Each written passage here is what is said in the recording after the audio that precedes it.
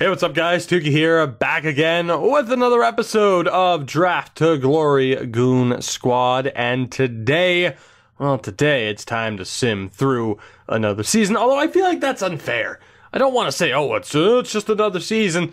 I mean, I'm still having fun with this series, judging by the reaction in the comment section of the last episode. You're still enjoying this series, and year in, year out, this team is competitive. Now, whether or not we find any postseason success, well, that's another story, and certainly it's been hit or miss, and mostly miss, since we managed to actually win the cup, which, hey, we still did, so at the very least, this season was a success. We managed to win in Draft to Glory Goon Squad. We didn't win in other series, so I'm feeling good about that. But it is time, and it has already begun, as we begin here to sim through this next season, the 2035-2036 season, and I'm scared because I talked about our ability to stay competitive, and so far through the first few weeks of the season, both teams at the NHL and AHL level are struggling. So let's take a look. I did switch up a couple of things, as you'll get a look at in terms of player types, positions, and line combinations. So, for example, Nolan Foote's been changed to a grinder, and that, in general, that top line just isn't getting it done right now. Like we changed Marty back to a center just to kind of make sure the power play lines were good to go. I did put Will Pecker on that top pairing with Freddie, and that's just not working. Likens and Crest, thankfully, no one's complaining. Okay, never mind. Castonguay is complaining about a lack of ice time. You know what I'm going to do? Let's go Likens, McDonough. I'm going to go Crest, Castonguay, and I'm going to put Pecker on the third pairing for now. Just because Pecker he doesn't have power play time, but he has penalty kill time, and I can just simply give him power play time, and hopefully he'll be all right. It's kind of weird. I was hoping Castonguay wouldn't complain due to the power play time, but what are you going to do? Not much you can really do about that. Our goaltending's still been okay. Brooks has only had one start, and it was a little bit rough, to put it nicely. And then in the AHL, who knows exactly why they're struggling. Of course, we've moved out the vast majority of veterans, so I guess that can be a little bit more, and is a little bit more understandable, that they would be struggling just due to having a younger team. But we'll continue to move forward. We'll keep an eye out not only on the results of these games, but we'll try to keep an eye out on player morale and whether or not we have to make some changes. So we shall see what happens here. 3-7-3 to begin the season. When is the last time we had this bad of a start at both levels as we continue to lose games? Now, we've contemplated here recently as to whether or not certain players were to be moved. I'm just saying, we might be looking at a selling situation. That might actually be our reality here, which would be scary. If you can't tell, I'm a little bit shocked at how things have gone so far for us. We'll take a look at the lines again. I'm more concerned about the morale on defense. Top pairing, they're doing all right. Castonguay hasn't complained since, and thankfully, neither guy in the third pairing has complained about ice time. But it's still not really ideal, is it? You know what? I'm going to put Crest with McDonough. We'll have Likens and Castonguay, and we'll see how that goes. Nolan Foote struggling to put up points this year. McNabb, just in general, aside from Sevon, we are struggling in certain instances, or on certain people, in terms of putting up points. We'll take a look at the goaltending again. Brodin's still doing all right, and Brooks has bounced back, although he does only have one win in his 5 appearances. Now, whether or not Brodin has been pulled from certain games, I'm not sure. A 5-2 loss there to the San Jose Sharks. Who's to say that one of Brooks' appearance there wasn't in relief due to a poor game? What the hell am I looking for here? Why am I zoning out? Jesus, yeah, I was zoning out big time there. That was bad. That was bad. I did want to take a look, and I still do want to take a look at the expiring contracts coming up. Oh boy. All right. I mean, aside from Nolan, who hasn't given us an answer yet about an extension, so it brings us straight to the trade option. Now, he does still have quite a bit of value. This may be the year to move him, especially if we're apparently taking a step back. So I imagine, Horkoff, Wilcox, those are the guys that we could actually start negotiating with. How much money do we have? We got 32 mil. So we should be okay in terms of affording pretty much everybody there. And Brooks is going to need a new contract as well. I suppose it's just a matter of whether or not Nolan Foote is sticking around with this team, which might not be the case. I mean, he's the guy to move. Whether or not we can move that contract too is a different story, but we should be able to retain salary and not really have to worry about it. So we'll continue on with the sim. I mean, slow start to the year, a poor start to the year. But that said, we do have time to turn things around. We've seen what this team is capable of, although 3 straight losses, including a 6-0 loss to the Bruins and a shutout loss to New Jersey to make it 4. The streak ends there, but we have still lost 5 out of our last 6. Hardly ideal. I am sweating to death in this sweatshirt. Let me take off this damn sweatshirt. You know the sweatshirt if you watch on Twitch, because I'm absolutely recording this after another solid stream. 13, 17, and 4 as we approach the new year. The Gulls with 9 wins, so they're already out of postseason contention. Their season's done. And whether or not our season's done really depends on how we kick off 2036. 14 wins on the year. We'll get a look at the standings. We'll, take a look at some things here. As far as how we're doing, 32 points. We are 12 points back of the Flames. We do have 5 games at hand, so we haven't played that many games this season, but that locker room chemistry number is low at a 61. We know we have some underperforming players. Nolan Foote still just with 16 points. McNabb also struggling. Sevon's carrying that line. Has anyone's role changed? That's more what I'm worried about here. Because if someone's underperforming, there's really nothing we can do about it. On defense, even the old McDonough-Kress combo, who have had some unreal plus-minus numbers in the past. Now, plus-minus isn't the end-all, be-all, but they've had some solid plus-minus numbers in the past. It's just not happening. Brodin at a .930 save percentage. Brooks struggling now. That save percentage is still a little bit low. We are in a situation that I didn't expect us to be in. Obviously, I thought we'd be better than this, and I think you could tell by the way I was talking about, this team here at the start. For the moment, we'll sim closer to the deadline. I think in terms of player morale, we're okay when it comes to ice time. I don't expect anyone to start complaining about ice time out of nowhere. Our issue, of course, is just whether or not we can start winning hockey games. And we start off the month winning 2 out of 3, make that 3 out of 4. That's not bad. That was a really busy start to January as we walk away with some wins, and we're starting to turn things around here. We finally lose a game 2 weeks after the Tampa game. We've dropped 2 straight. We've now dropped 3 out of our last 4. Bouncing back here, though, with the win against Minnesota. Starting to kind of drop back down here. Can we end the month on a good note? We can with 2 straight wins. 23, 22, and 4. I can't wait to look at the month of March here on the calendar because I'm sure it's just going to be stupidly busy. And it is towards the end of the month. Actually, it's not as bad as I expected. April, rough end to the season as well. So the Gulls with 15 wins, they are out of it. And we will move to deadline day.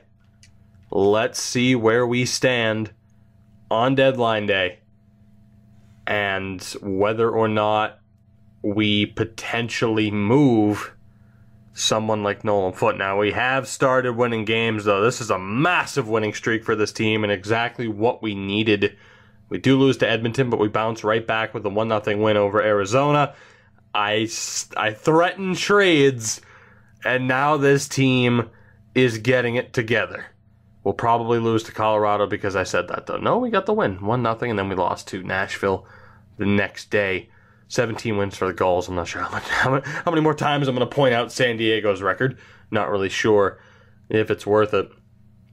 But as we approach deadline day, off the back of a ridiculous run in February, although we have lost 2 out of the last 3, with 34 wins now on the year, are we in postseason contention? We are in 3rd place in our division, but look at this. Oh, this logjam of teams.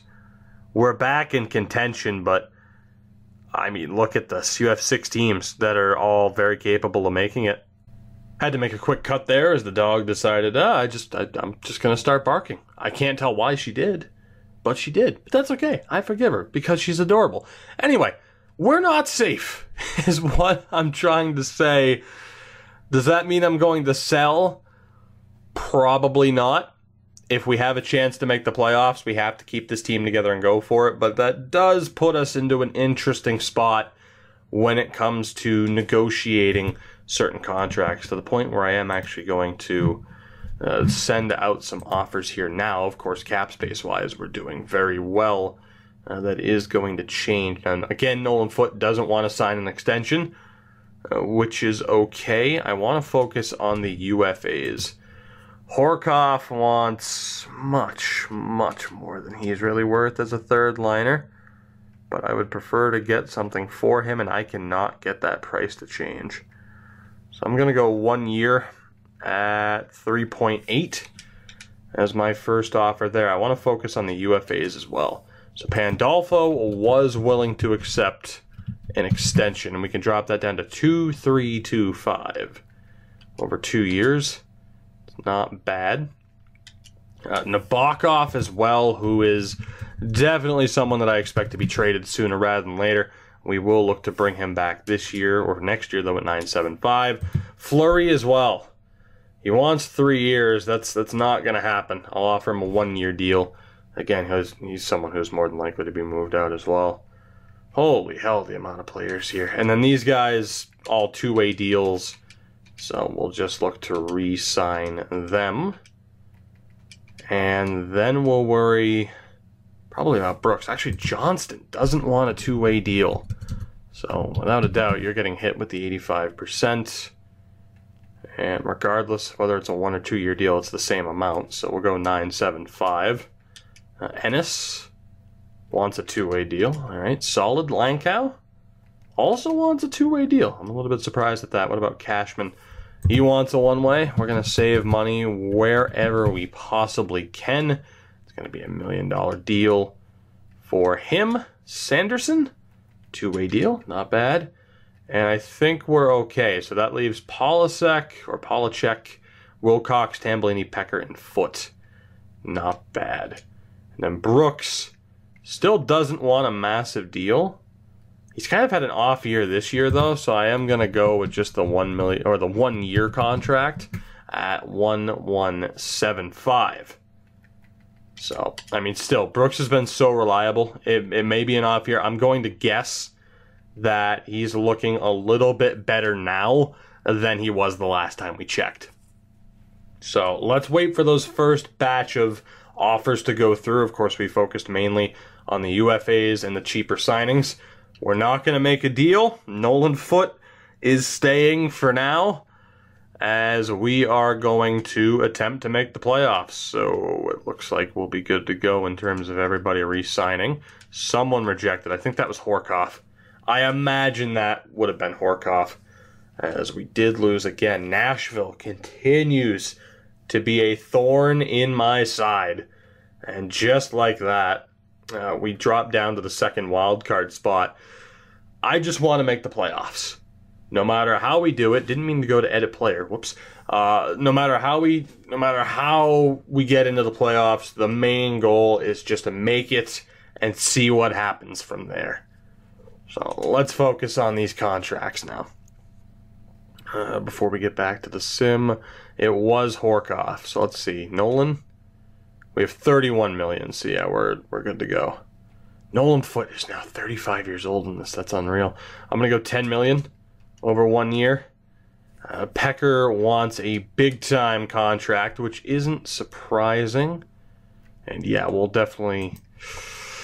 I mean, man, it might be worth going 1 year, to be honest. That's quite the jump for 2 years.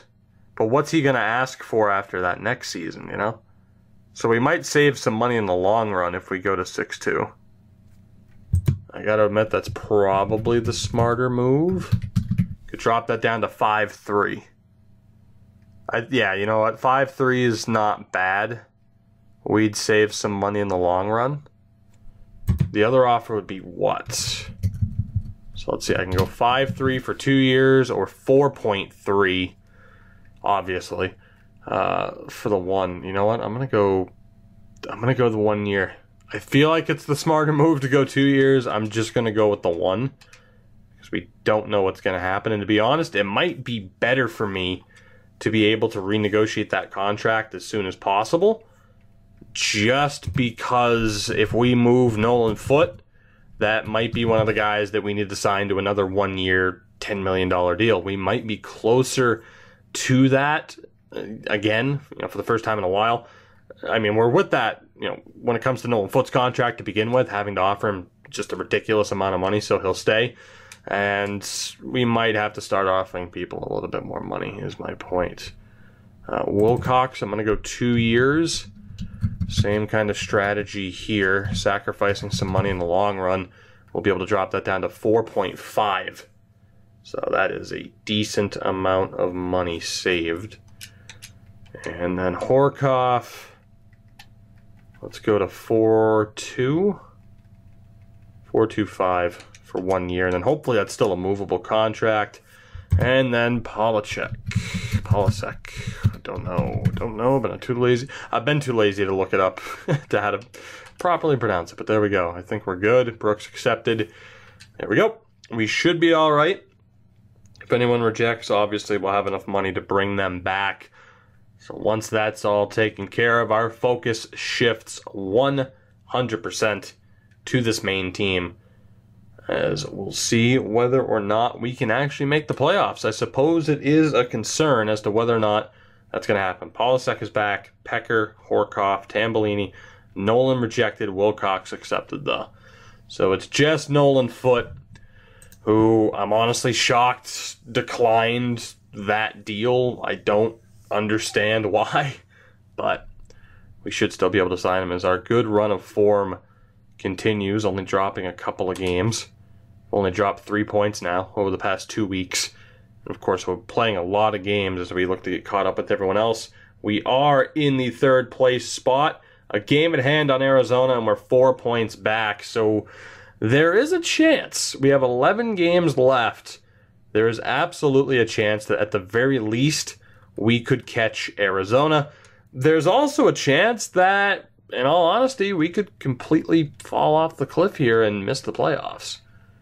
There's no guarantee at this point. I'm going to go straight up to 10.5. We have all the money that we could possibly want to sign him with. I can't imagine he would just be like, nope, I'm done here. He spent his entire career here.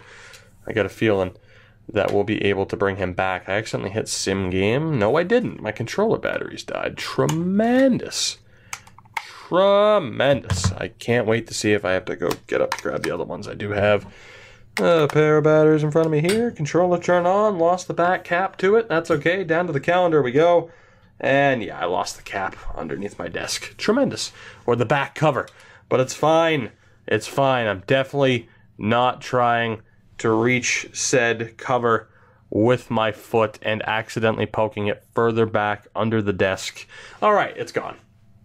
So I'll just have to be careful here with the controller to make sure I don't just randomly freak out on the game and be like, what the hell, the menu's broken, only to realize my, controllers or my batteries weren't properly in the controller. You get my point. As we approach the end of the season here, and all I can say with 2 games left, or now 3 games because it didn't sim the St. Louis game, is if we make the playoffs, what an effort, what a comeback by this team, and it is confirmed.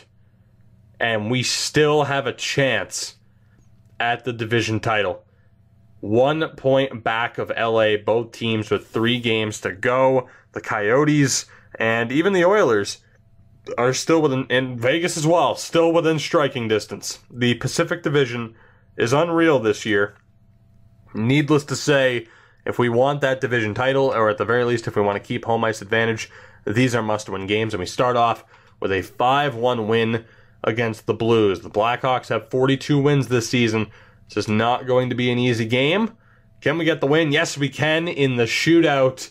And that brings us to the final game of the season against the 34-win Washington Capitals, as we currently have the top spot in the division. If we win, it's over. If we win here, if we walk away with both points, we're good. If we lose, let's at least have it be in overtime. Can we somehow pull off this unreal comeback to take the division title? Yes, we can. It's not the way that I thought this season was going to go.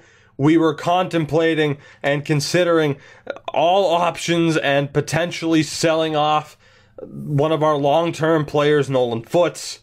But no, this team shows all the heart in the world.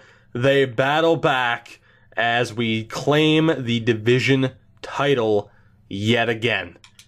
Unreal turnaround. I feel like I'm not selling that enough, but to go from the record we had to finishing the year with 48 points and actually beating the LA Kings by 1 point to claim the division title, we would have had it off of tiebreaker as well, I do believe, because of regulation plus overtime wins. That is absolutely incredible. 101 points. Also, Jesus, we clinched the conference.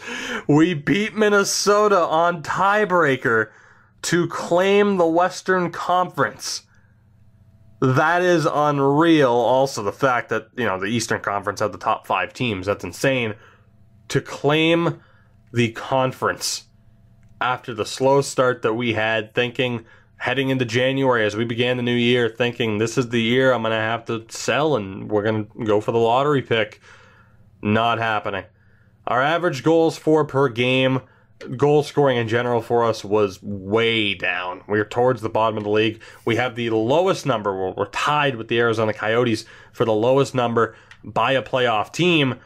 Even worse, though, knowing that we won the conference and our goal scoring is that low. However, we, yet again, have by far the lowest goals against per game average, thanks to our incredible defense and goaltending. Our power play at 18.3%.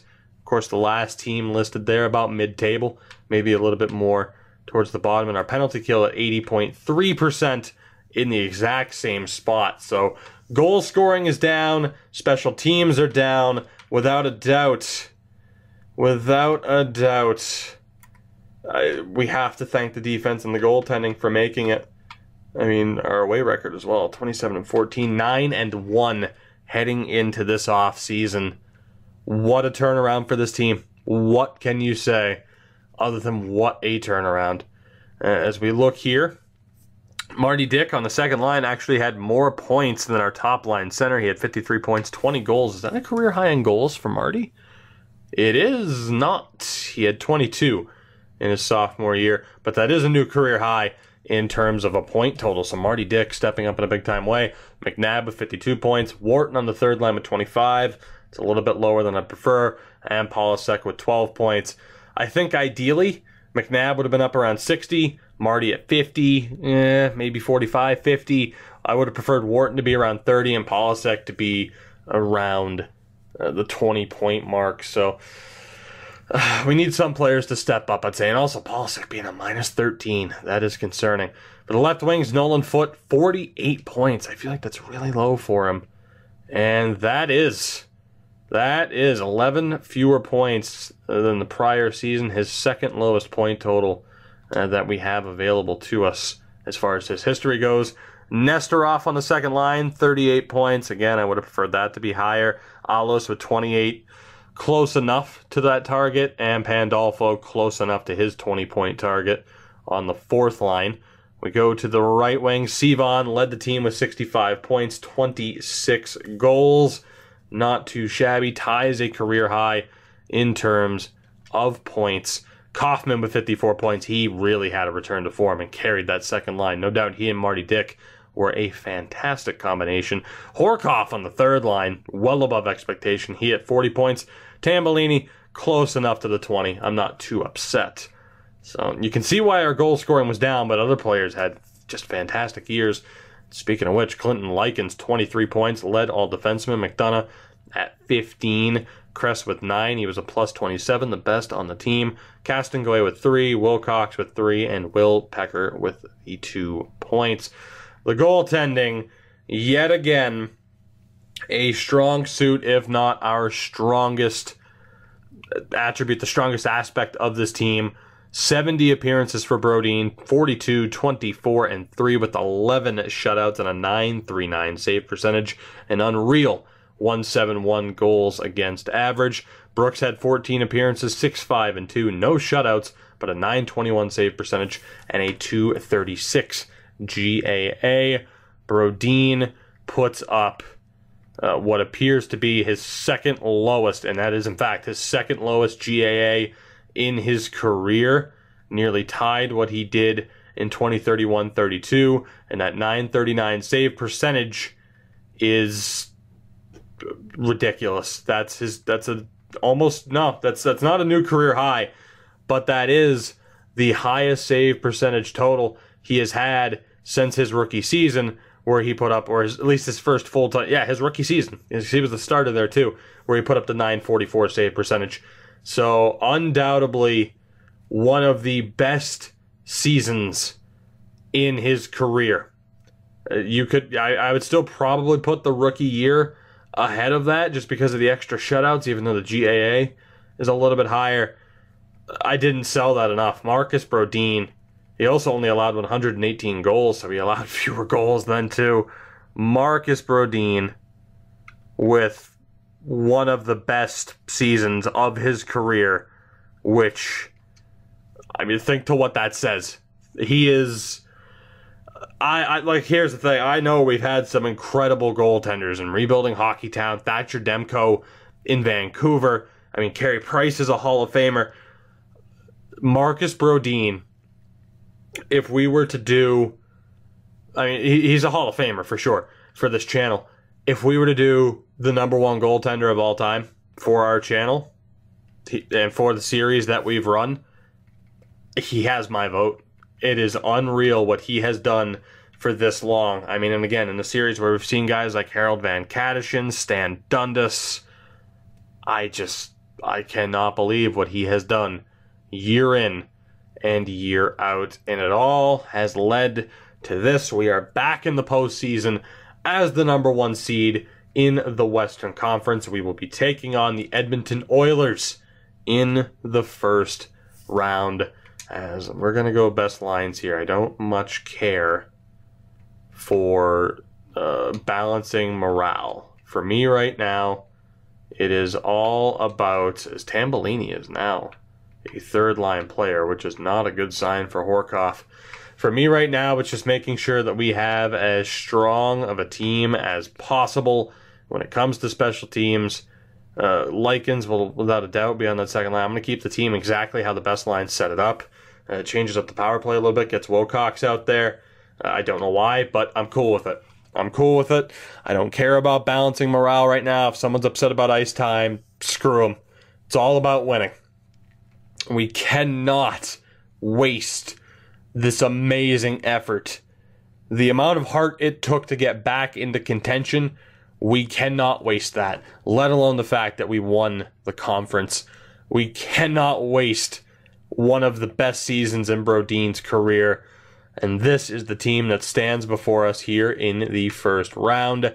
Top line left wing is Trent Delzato, centered by Reed Spezza and Dennis Knubel.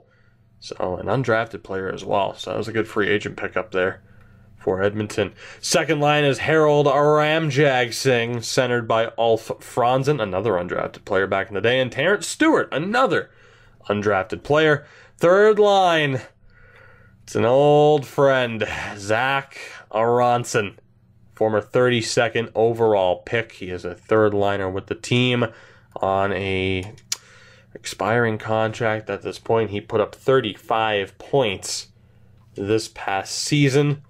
He is centered by Tyson Haskins, who for some reason is on the third line, and Boris Radulov. So many undrafted players. The fourth line, another undrafted player, Antti Heino, is with Howard Boychuk and Marcus Albaline. So a well-rounded team. I don't know if they have one of those elite game changers outside of Reed Spezza, but we'll see how the team performs. And the defense as well. Very well-rounded. Starting off here with the former second overall pick, Will Franco. He is on a pairing with Stefan Biega. Second pairing is Philip McNabb with Bill Standard. That's a tremendous name. And Ivan Sabruev. Ivan Subaru is on the third pairing with Radoslav Stefan. The goaltender is Adam Bogosian. Now, this is not the first time we have seen this name. He is now 35 years old. And if I'm not mistaken, it may have been this season that he won a Vezina. We have definitely seen his name in the past. He's on one hell of a friendly contract for Edmonton. I can tell you that much with Bissonnette and Ness as the healthy scratches. Let's get this postseason underway. Let's get this series underway. An unbelievable comeback has led to this. Can we make the most of it, or are we due for yet another playoff disappointment? Let's not think that way, though. We have home ice advantage. Let's take advantage of it. First period of game one. And we split up a couple of goals there. Nesterov scored 38 seconds into it. Not bad. And then Bill Standard tied it. Second period. Oh, boy. All right, Del Zotto and Franco. 2 goals in the final 5 minutes. Both from outside spots. And we're down 3-1. Heading into the third period, we're still going to hit the A button to sim. Do the Ducks, do the Goon squad have a comeback in them? They do not. Marty Dick gets a goal back. Unfortunately for us, Bogosian is able to withstand any bit of offense we had there after that goal. It's a 3-2 victory for the Oilers on the road to begin this series. Not an ideal way to kick things off for us. I think that's probably an understatement. We're going to jump right into game 2, though. What can we do here? First period of game 2. And there we go. Sivan with the opening goal. More importantly, Brodin is able to keep them off the board. They outshot us 13-8, but we're looking all right. Second period. Oh, boy. Not exactly what I wanted to see now, is it? Not exactly what I wanted to see. Is it? Is it? Ronson, Stefan, and Boychuk, we are down 3-1 heading into the third. Do we have a comeback in us? No, we do not. Knuble with the goal. He scored it on Brooks. And the Edmonton Oilers have taken the first 2 games of this series. And panic mode is absolutely setting in. Oh boy, alright. No, we got this. We'll be alright. We can't blow this, man. Every series in the West, at the very least, has a 2-0 series lead. You know, someone is going to be due to get out of that situation. I can only hope it's us, though. So you know what I'm going to do here. I honestly don't know what I'm going to do here.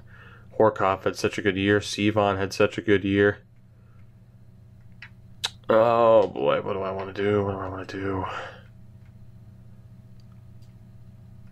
going to move Sivan over. Put Kaufman there. But Kaufman, and you know what? It's fine. Sivan, Marty, and Kaufman. Then I'm going to go Nesterov, McNabb, Horkoff. Foot, Wharton, and Alos. Pandolfo, Polishek, Tambellini.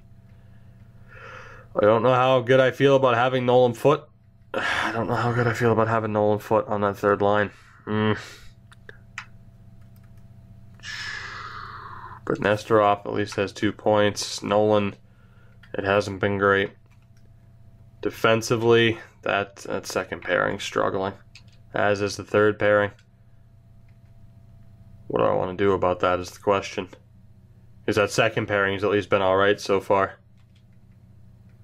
I'm going to drop Likens down to the third pairing with Wilcox. We'll put Will Pecker with McDonough. And actually, you know what? No, I'm going to have Pecker with Likens. Because we've tried, at least at the start of the season, we ran McDonough and Pecker. And it didn't go all that well. Marcus Brodin needs to step it up. He needs to. We can't. This cannot be a Groundhog Day situation for us, please. Just please. This cannot happen. We need to win in Game 3. Let's get back to our winning ways. We're not going to assume the worst. We're going to win. Let's keep up that trend of the home team losing, shall we? At least for the next 2 games. First period of Game 3. Boychuk and Heino. Second period. Third period. You know, there are times where I wish I had the webcam, but you'd see nothing right now, but there's no reason I can't have it, but you would see nothing but the face of a very disappointed and very defeated man. I don't care about the 3 stars. We fought back from a near impossible situation. To even make the playoffs was ridiculous. To win the conference was absolutely ridiculous. And now, here we are, 1 game away from being eliminated. And not only that, 1 game away from being swept. I don't know if it's the team in front of them. I don't know if it's Marcus Brodin. I'm going to go with Tom Brooks for this next game. I genuinely don't know what to say right now. So let's just jump into it. Game 4. First period. Second period. Third period. And the season's over. The Edmonton Oilers have swept the Anaheim Ducks in the first round. This is undoubtedly the lowest point in this series. To even try to compare this to, like, this is worse than just outright losing at the start of the series when we don't have anyone drafted.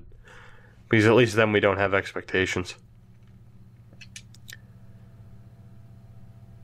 I've said it so many times this episode, but we did so well to fight back and to make it to where we did. And we threw it away. That second line was fucking miserable. The third line, for the most part, was miserable. The fourth line was miserable. Just what an outright disaster for this team. An absolute disaster.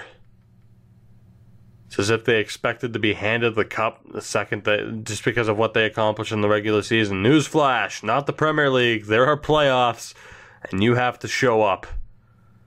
And you didn't. And I am just disgusted by this team right now. Absolutely disgusted.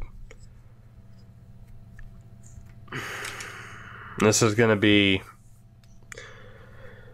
Oh boy, this is the one time. Like, I know we're almost 40 minutes into this episode, and people typically expect these episodes to go about an hour. I almost feel like we should just stop here, because there is that ridiculous amount of pressure to deliver with this upcoming draft.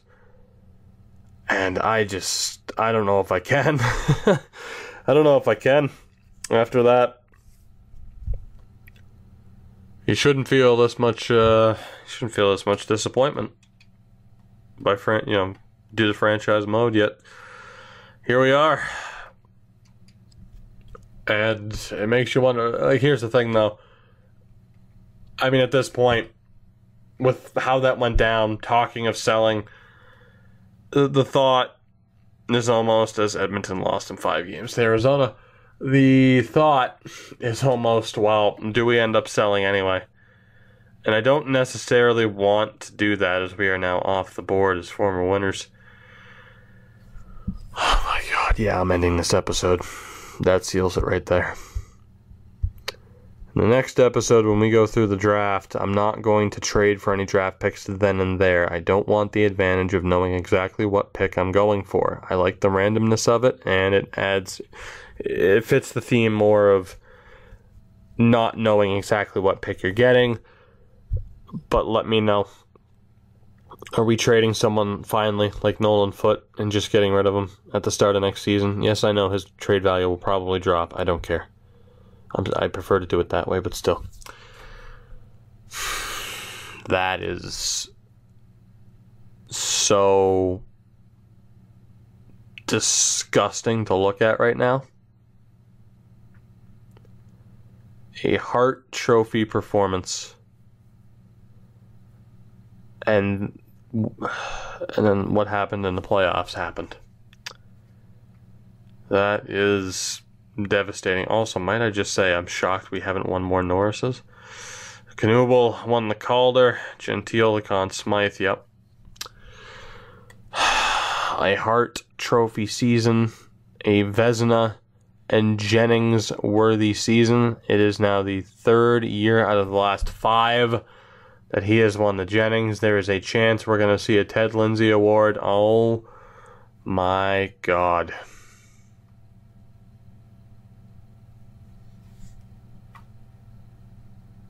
That caliber of a season. I said you could argue that might have been his best season ever. And that's just looking at what happened. That's how it was followed up. I don't know if we blame him. I don't know what we do. And to be honest, talking about how he might be number 1 on the list, maybe he's not. Maybe Marcus Brodin isn't the best goaltender we've ever had in the history of this channel because of certain shortcomings in the postseason. His rookie year was 2027, so we have every single one of his seasons. And unfortunately, you do have some years where the first few, lost in the first round, but he was great. Lost in the first round, but he was pretty good. Made it to the Western Conference Final, wasn't? No, that wasn't the Western Conference Final year. That was the year before we made it to the Cup. I'm assuming that was a Western Conference end. Yeah, it must have been. So we lost in the Western Conference Final, pretty good run. Stanley Cup Final run, ungodly. Pretty bad. Pretty bad. That was the Western Conference Final run where we lost to Nashville. Pretty fucking good, if not just like how the hell did we not win the Stanley Cup with him playing that well? And now the last 3 years have been the 3 worst seasons. Marcus Brodin does not have a playoff win in his last 3 postseason appearances. We have lost in our last 3 first-round attempts.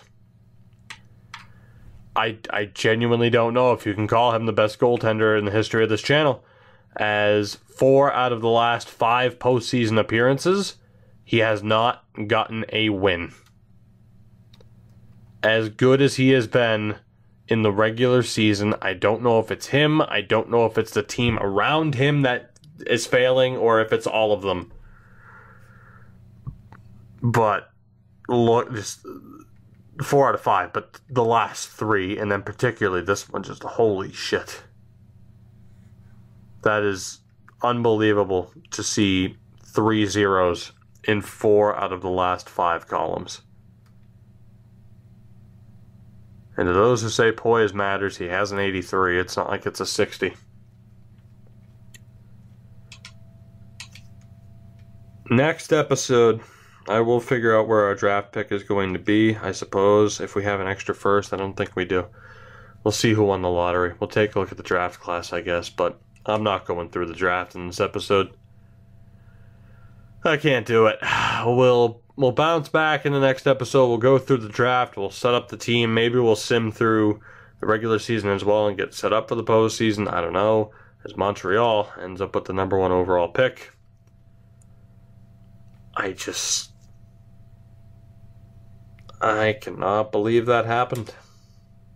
Simply, I don't want to believe that this team just failed to that level. I would have rather missed the playoffs.